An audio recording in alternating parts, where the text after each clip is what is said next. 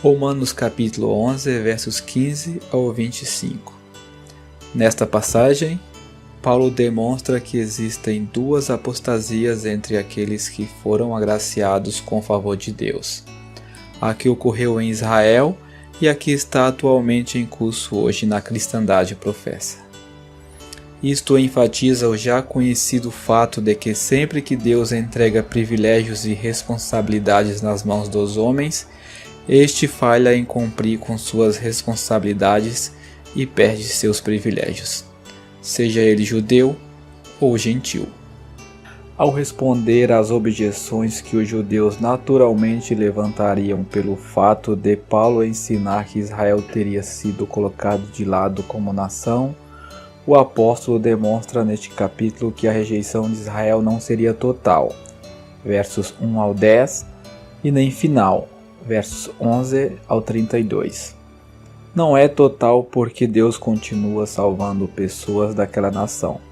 Paulo menciona sua própria conversão como exemplo, mostrando que ainda existiria um remanescente segundo a eleição da graça. A rejeição também não seria final, pois os profetas do Antigo Testamento declaravam de forma cristalina que Deus voltaria a tratar com Israel para introduzir um remanescente daquela nação na bênção. Ele cita Isaías capítulo 59, versos 20 ao 21 como prova, Romanos 11, 25 ao 27.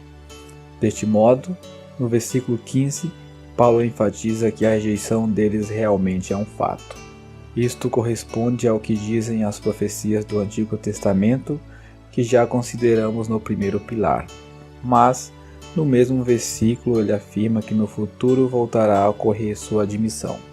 Paulo usa a figura de uma oliveira para ilustrar as tratativas de Deus com Israel e gentios, versos 16 ao 29. A quebra dos ramos naturais da árvore significa a remoção temporária de Israel de um lugar de santa associação com Deus. O enxerto dos ramos de um zambujeiro ou oliveira brava aponta para os gentios sendo introduzidos em um lugar de associação e privilégio com Deus. O aviso que é dado a esses ramos selvagens é que serão cortados se não continuarem em fidelidade para com a bondade de Deus. E isto se refere ao que as Escrituras predizem que irá acontecer à profissão cristã. Ela será cortada em juízo por causa da apostasia. O enxerto que voltará a ser feito com seus ramos naturais, que tinham sido cortados, significa Deus voltando a tratar com Israel para a bênção.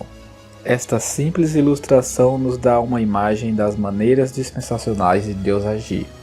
Vários termos e expressões são usados no capítulo para indicar o favor e privilégio que foi estendido aos gentios no tempo presente, sem chegar a falar do novo nascimento e salvação. Paulo fala de reconciliação do mundo, uma reconciliação posicional. Romanos 11, verso 15. Dos ramos sendo santos como sua associação com Abraão como raiz, santificação relativa. Romanos 11, 16. E dos ramos participando da seiva da oliveira, ao serem enxertados nela. Romanos 11, 17. E deste modo, por meio destas coisas, os gentios desfrutam da bondade de Deus. Romanos 11, 22. Todavia, nenhuma destas coisas se refere à salvação vital da alma pela fé em Cristo. Ao invés disso, elas estão se referindo à grande oportunidade e privilégio que foram dados aos gentios no tempo presente. Se os ramos selvagens enxertados na oliveira significam a bênção da salvação, então a possibilidade de serem cortados significaria a perda da salvação de uma pessoa, o que as Escrituras ensinam ser impossível de acontecer. Tampouco deveríamos pensar que a passagem esteja ensinando que as bênçãos de Israel tenham sido transferidas aos cristãos de alguma maneira espiritualizada.